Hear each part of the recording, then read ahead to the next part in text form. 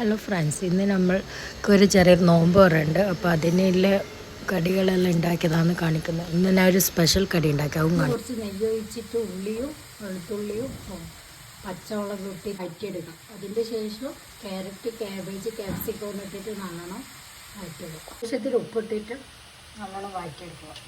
വേവിച്ചാണ് ചെയ്തത്. കുരുമുളക്, ഗരം മസാല, ഉപ്പിട്ടിട്ട് വേവിച്ചെടുത്തതാണ്. അതിപ്പോൾ അരച്ചെടുത്തതാണ്.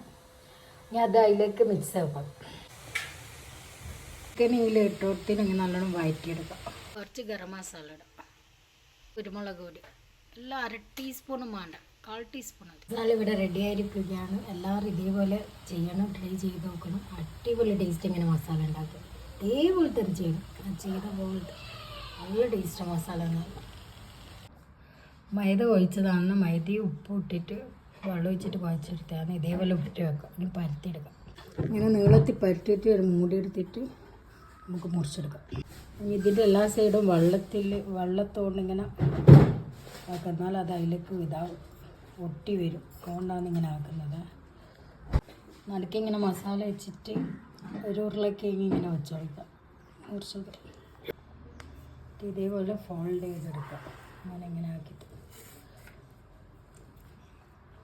ഇതേപോലെ ഫോൾഡാക്കിയിട്ട് ഇവിടെ ഇങ്ങനെ ഒന്ന് അമർത്താൻ, എന്നാൽ അത് നല്ലോണം അമർന്ന് നിന്നോളൂ. ആക്കിയാൽ ഇതേപോലെ ഉണ്ടായി. മുട്ടയിലും ബ്രെഡിലും കോട്ട് ചെയ്ത് വെച്ചാണ് ഇത്. കുറച്ച് കൂടുതൽ ഉണ്ടാക്കിയത്. നമുക്ക് ബണുമ്പോൾ എടുത്ത് പൊരിക്കാമല്ലോ, അതുകൊണ്ട്. കല്ലുമ്മക്കായ് പൊരിച്ചത്, കായ്പോള, കോഴിക്കാല്, ബർഗർ. ഞാൻ സ്പെഷ്യലായിട്ട് ഉണ്ടാക്കിയ ബർഗർ.